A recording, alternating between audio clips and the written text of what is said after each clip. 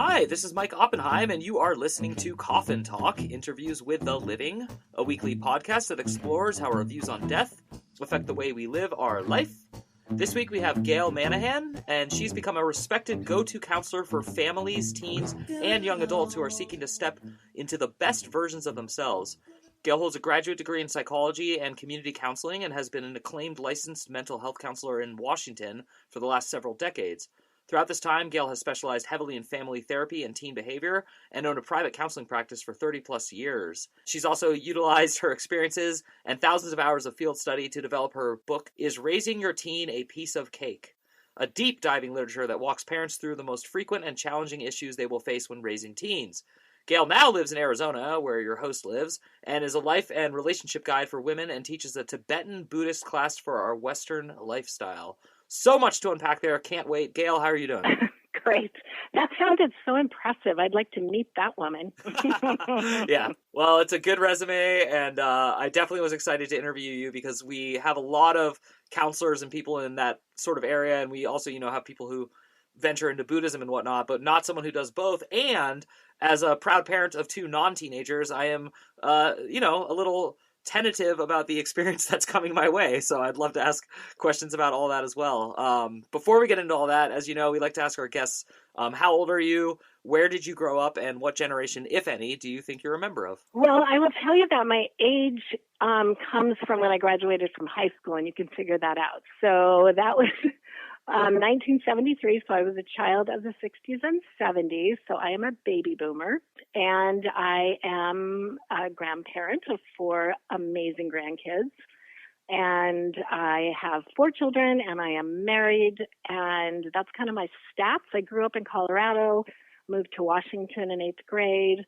I've lived in North Carolina, South Carolina, California, and about 8 places in the state of Washington. So I have moved around a lot.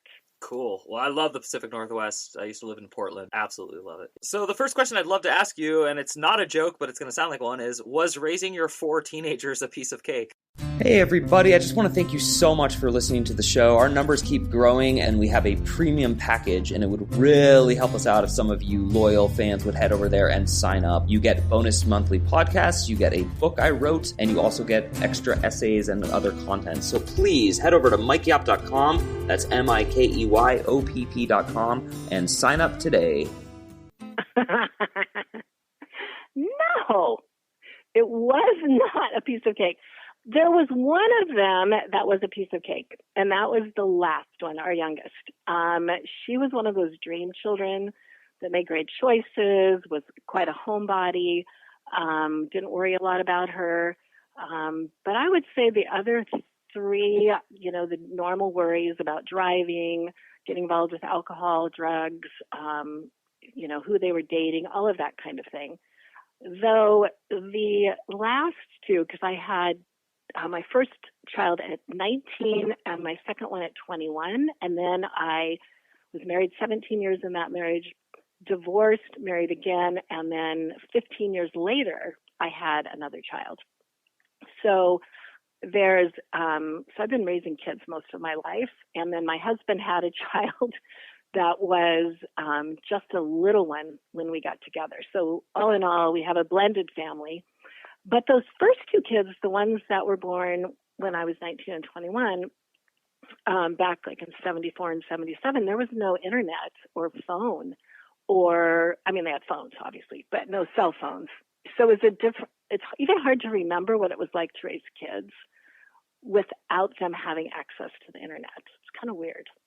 Yeah. Is it harder or easier when they have access to the internet, in your opinion?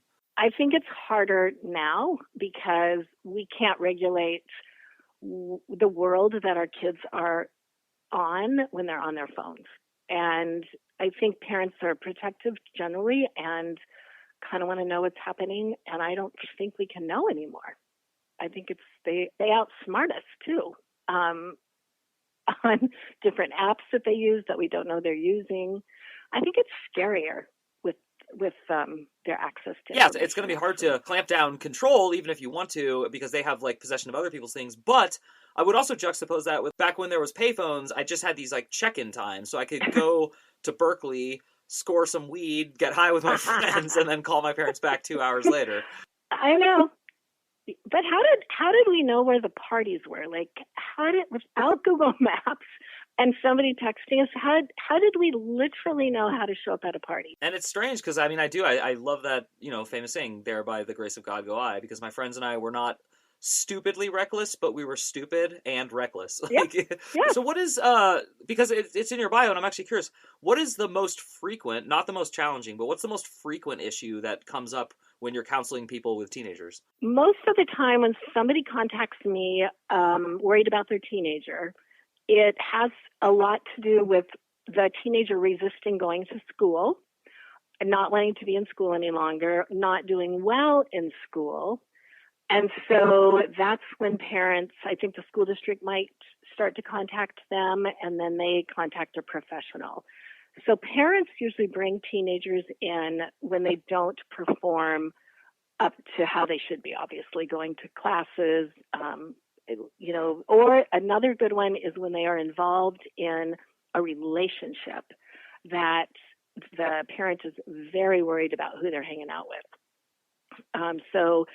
Relationships bring them in, poor performance at school. A lot of times it starts there. Now, when a teenager wants to see a counselor and I'm alone with the teenager, they have a lot of different issues that they're worried about than what their parents are worried about. So it's like the parents come in with a concern, but the kids have different concerns. And typically they share with me much more than their parents even are aware of is going on. You talk to your friends, you read books, you get on the internet, and then finally you think, I need to go talk to someone. And that takes a lot of vulnerability on the part of a parent to say, help me figure this out. Yeah, I've thought about this a lot. And actually it's weird because even like with my parents were great parents, but I was pretty overweight by the time I graduated high school. And I've asked them, like, in the years since, because I've lost weight and, I've worked with those demons and all that, what it was like. And, they said it was awkward. We didn't want to embarrass you, but we also wanted to help you. And we didn't know how. And your older brother had already dealt with the same issues, and we felt like we failed with him. So what is, like, the line of, like, privacy versus, like, no matter what, come hell or high water, we're fixing this quote-unquote problem you have? Like, what do you suggest to parents specifically? You've got to be vigilant about the really important things, like, are you going to be a household that does not allow drug or alcohol behavior in your home? You can talk to your children about it, and if you find out that they're drinking and driving, you can take away their car, you can take away their phones, you can give them restrictions, but you are allowed to tell your child what your expectations are when they live in your home. And so setting boundaries, being really clear about expected behavior is important. But sometimes parents get really upset because they're not cleaning their rooms, they're leaving their dishes out. And I'm will say to them, don't sweat the small things. Just don't sweat the small things. It's the drinking, use of marijuana. Marijuana typically starts out as parents are a little bit tolerant about drinking and marijuana. But my experience with teens that are using and smoking weed at an early age is they do often go on to the bigger drugs and get into some big trouble with it. So I will say, be vigilant about that. Their brains are growing. They're developing socially. You don't need to sit back and do nothing when you find out your child is using. Have them see a drug and alcohol counselor. Have them get educated on chemical dependency. You may not be able to stop that behavior, but you can be firm about your concern about it. Whereas I had a lot of parents that just chalk it up to, oh, it's just normal, teens experiment. And I think you need to be real careful here. Yeah, so I mean, my parents graduated high school in probably 65, 66. I'm off by a year maybe. But the point is they grew up in a similar culture to the one you grew up in. It was probably a slightly tamer, but the point is they went on to definitely, partake in the hippie activities of the late 60s and early 70s. And so growing up, they were very, very honest about that. which kind of like made me think. So they made a really clear line in the sand. They just said like marijuana and alcohol have harmful effects and absolutely are harmful, but cocaine and heroin and these other things will kill you. And I remember like the line between I'm going to die from this when I'm young versus I might have a problem was very clear to me as a teenager. But actually, to relate it to this podcast, because I do want to shift into the other things you do, is the fear of death among teenagers a good or a bad thing? And are we teaching that into or out of our children, in your opinion? Teenagers are typically not that afraid of death because I think they just don't think it can happen to them personally. You know, I think we all, when we were teens, thought we were fearless in so many ways.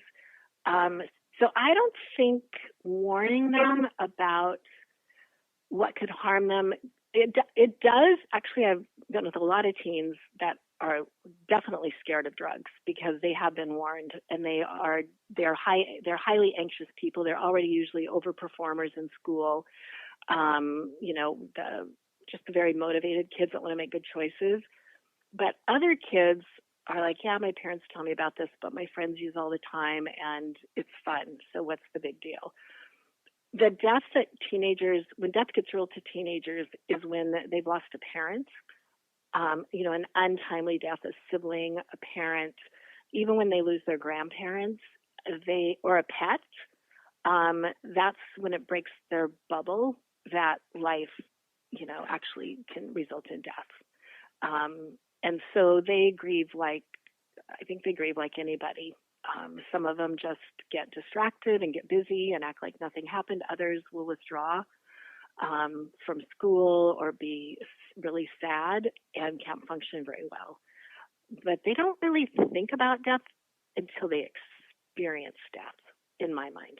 And so to what extent do you think Western culture, or maybe even more specifically American culture, is or is not teaching death to younger people, just in your professional and life experience? Yeah, I don't think we talk about it much. And I think sometimes we don't have them go to memorial services or celebrations of life because we don't want them to be upset. And the biggest thing that parents can do with their children, I think, in my experience, is teach them how to cope. Not protect them from things that they need to cope with, but teach them how to cope.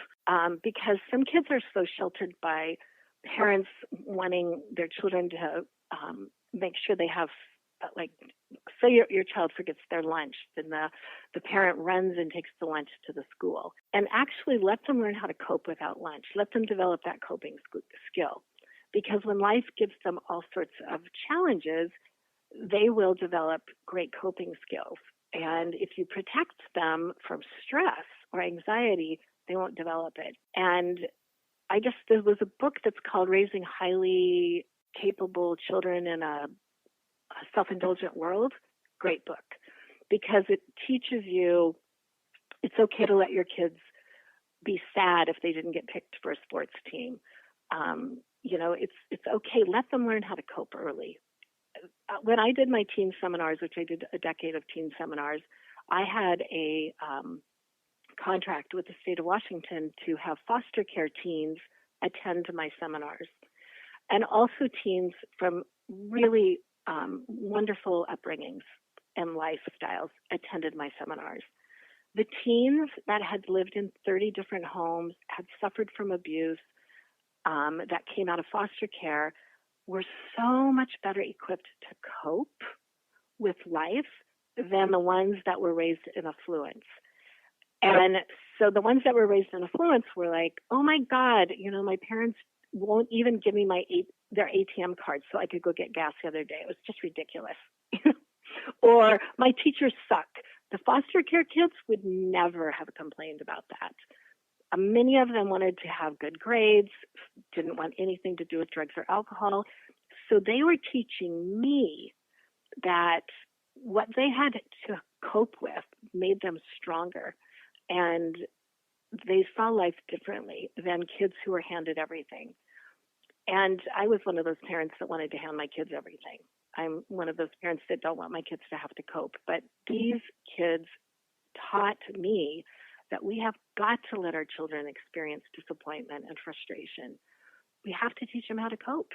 Yeah, I mean, you nailed it. That's so cool and so powerful. My last question about teenagers, and then we're going to focus on you, and I hope that's okay, is just, it actually circles back to when I was mentioning that I had a weight problem when I was a teenager, and now when I go back, because I volunteered at a lot of schools and I used to teach, I see more kids who look like I did than not now, and that's, like, very frightening to me. I mean, there was one school I went to, and I swear it was like every other kid was probably the technical definition of obese, if not just overweight. Do you think that's one of the bigger challenges parents are going to start facing more and more now, or is that like small potatoes compared to all the other things we already discussed? I think that's just a great point. And in my book that I wrote, I have chapters that address the different stressors that are most common with teens and counseling and teens in life. One of them is called, I think it's called Cake with Extra Layers, which is what do you do with a child who is dealing with obesity issues? Because the way that kids are eating these days, yes, they're getting bigger. But what I love about the culture now is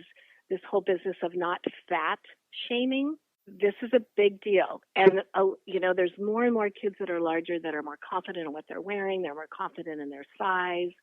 I think hopefully there's less bullying just because of this cultural shift, and I think that's healthy.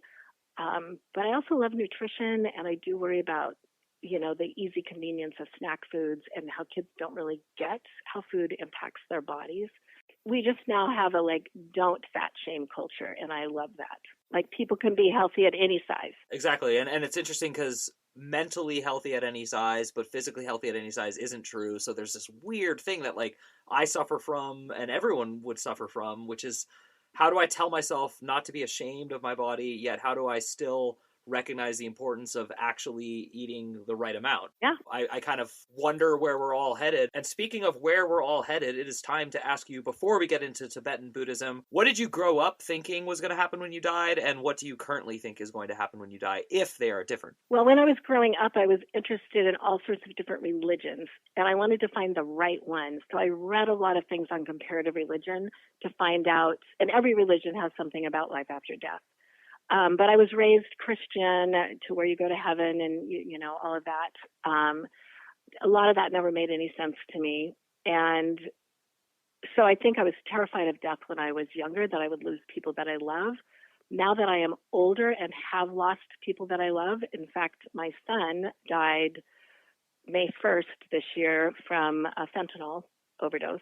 And I know. And so having experienced the loss of a child, having experienced the loss of friends, and studying Buddhism, I am at peace with what happens after you die. Of course, we miss people when they die. Of course, we long to be with them. But I believe that we cannot kill our consciousness. I believe that consciousness continues. And I talk to my son every night. I talk to my good friend that I lost. I feel they are accessible. And so I think life continues, not with the body. And I've had too many signs from people that have died that have come into this existence that reassure me that they're okay. Some, amazing experiences. So Buddhism is a very practical, it's full of practical wisdom, things you almost can't argue with. But when it comes to afterlife, Buddhists often believe in reincarnation. Not all Buddhists have to believe in reincarnation. But they do collectively believe that consciousness continues, whether or not you come back. So I think that I'm very realistic, like death is a part of life, and dogs have a lifespan, maybe up to 15 years, maybe longer. We have a lifespan, maybe up to 100 years. I trust nature because nature is so incredibly intelligent, and nature kills off all living things eventually. So I just trust we're part of an extreme intelligence, which is nature. And if they think we should die, then I guess that's what we're going to do. Even though it's like, why do we have to? I don't know if you've listened to any of the previous episodes or anything, but my ex-wife took my son quite against my will to a foreign country, did not return with him. And what I'm constantly told by people is, at least he didn't die. Yes. And now I'm talking to someone who understands that side, that the one that I'm, supposed to be grateful for.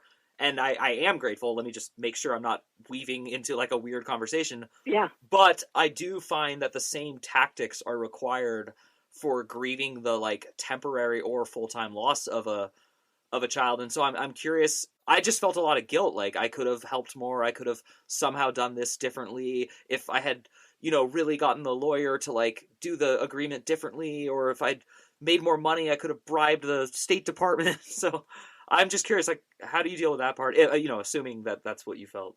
Well, here's what I think. First of all, when a child dies, it's final and there's no negotiating.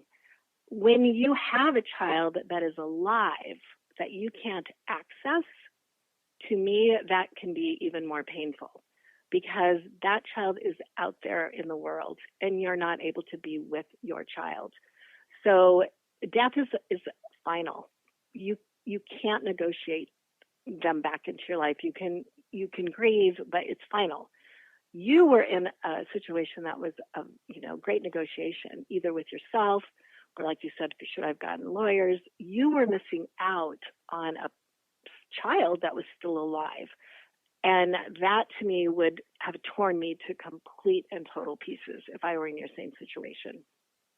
I mean, just devastated me. I can't even imagine. And the only, I think, solace one would have is hopefully they were being taken great care of with the other parent, because otherwise it would be complete and total torture. And I've been through a divorce, and my husband has. We understand about custody and how painful that entire process is for anybody when they go through divorces. The visitations and the custody, it's painful.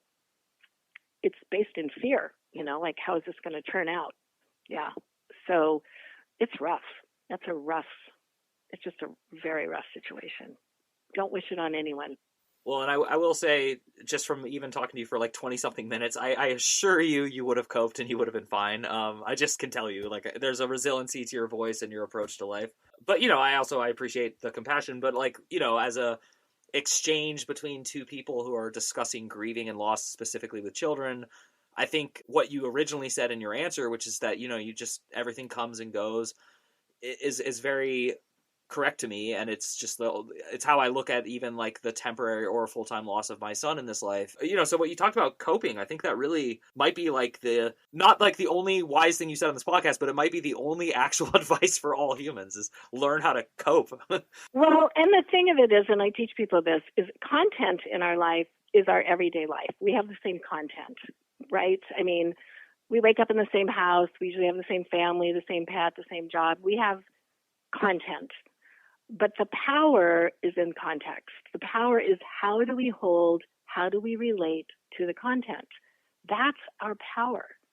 And so when I've dealt with people with tragic situations in their life, their context, the frame that they put on the content, some of them are never victims, ever. They never feel victimized, and they've had tremendous loss because they put a frame on it of either gratitude or, we were the lucky ones.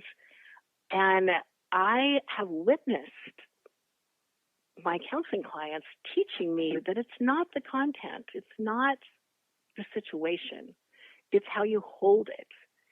And how you hold it is, all of us can change how we hold a situation. All of us have the power to change the context. But we can't change the content because that's the nuts and bolts. So our personal power lies in the frame. And sometimes it takes days to put a new frame on the situation, to find that frame that lifts you out of that feeling of being a victim, that feeling of powerlessness. So it doesn't mean we just snap our fingers and we figure it out, but that's it. But there are people that strive constantly to not be victims of their circumstances. And that's where the power is, right? Yes, and that's very powerful to hear it that way. If I can, I'd like to switch gears to the final topic I had planned with you. You said in your bio that you've now have written a relationship guide for women, and you're teaching that as well. And so my question, it's going to sound weird, but it's not that I'm offended as a man, but I'm curious, do you think you could also just make a relationship guide for men and you're just particularly focusing on women? Or do you think the two sides when someone chooses that gender, and I'm saying this to be all inclusive to everyone listening, so once you've selected your gender, do you think that it really is different between the two genders? Yes. So in my life, working with couples, men, I'm comfortable with all sexes, and I'm comfortable with all gender identity. I've been there, done it all, been with people, love it, love all humans. Why I love working with women is typically they seek out counseling more so than men. Most of the men I've dealt with are usually coming in because either their wives or girlfriends made them, or they were in such a terrible situation they finally came in. It's kind of like sometimes men don't like to go to the doctor because it's like you're being vulnerable. But women often seek. They read the self-help books. They follow the gurus. They are really curious about self-growth in general, and I find that men are. It's not that they're more simple to deal with, but they don't demand as much often out of life. Now I'm just talking in generalities. They're happy when their wives are happy. They're happy when their kids are happy. They feel they don't need to discuss something constantly. And I love men, and I love the work with men that I've done. And I also really love that they come into a counseling office where they are vulnerable, sitting there with a counselor. I think it takes tremendous courage. When I do groups, I like to just keep them with women because I think women feel safer in a group of all women. Sometimes when I've mixed the groups, I think women get a little bit shy. They get a little shyer about speaking their minds. So I've kind of just evolved into women's groups. But I love teaching couples. I've taught lots of classes on relationship skills, increasing emotional intelligence in relationships.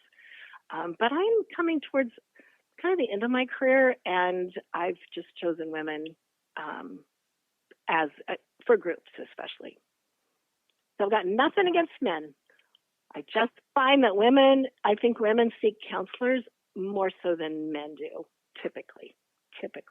I would 1,000% agree with that. Also, I don't know if I'm even allowed to bash my own gender or not anymore, but I will say that as a male who identifies as male, I do agree with what you said. But it's also interesting because when you said things are more simple, in all the relationships I've ever been in, that is the one thing that I've noticed that I'm always at some point not arguing with, but saying to my female partners is, if you just simplify this perspective, you wouldn't think this was as big of a deal. Yeah.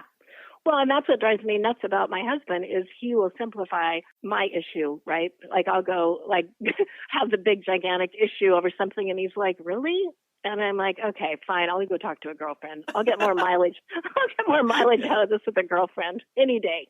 Oh, the number of times I've told my wife, you need to call a girlfriend. Yeah, I love it. We are different and we are similar, but someone's full of estrogen and someone's full of testosterone, and they are literally different beings. So, and I have, I love the gay lesbian population. My best friends are gay, and I love when I work with gay couples, it's fun because they do show up. One will show up a little more, traditionally feminine than the other. But everybody's issues are the exact same. Like somebody wants the fan off in the bedroom, somebody wants the fan on in the bedroom. It's just it's all the same stuff. It's all the same stuff. It's very difficult to live with somebody 24/7. Anyone, right? As a fellow divorcee who's very, very, very happily remarried, but also still in a marriage and dealing with it, I could not agree more. Gail, you're so fun to talk to. I'm sad that you're going to work towards retirement. I love to give my guests a chance to just kind of have the floor at the end of the show. So is there anything you want to add real quick before we go? I think the biggest thing I want to say, because this is what my book is about, and this is a message to parents. Most parents blame themselves for the choices that their kids are making. Most parents say, what did we do wrong? What could we have done better? What will people think of us? And in my experience of working with parents and teenagers is it's not all about you, parents, and you need to let that go. You are not the only influencer in your kids' lives. There are genetics, there are life experiences, there are friendships, there's school. They're a completely different being, and you only have a little bit of influence on them and how they turn out. So give yourselves a break, because some of the worst parenting I've ever seen has turned out some of the best kids I've ever seen. And some of the best parenting I've seen has turned out the worst kids. So really, not worst in the choices that they make. It's a crapshoot. And so my book says to parents, stop blaming yourselves. You did the best that you can. There's other impacts out there. Look at our own childhoods. We didn't always turn out exactly like our parents wanted us to. We made a lot of choices they didn't want us to make. So I want parents to stop blaming themselves. I want them to give themselves a break. Love the kids, do the best that you can, and stop thinking that you are their, major influence. You are a part of it, but you are not all of it. Oh, I love it. Thank you for coming on. Thank you for all the wisdom and advice that you had, and thank you for existing on Earth and being awesome, because we love meeting people like you, and the more I do the show, the more I'm actually thinking, there's a lot less complaining, whining, upset people than the media is making me think. So this project has been wonderful for that purpose. Well, I've enjoyed your podcast very much. I've been listening to your podcast, and I've enjoyed your guests very much and your interview style. So thank you. Thank you so much, Gail. I really appreciate it.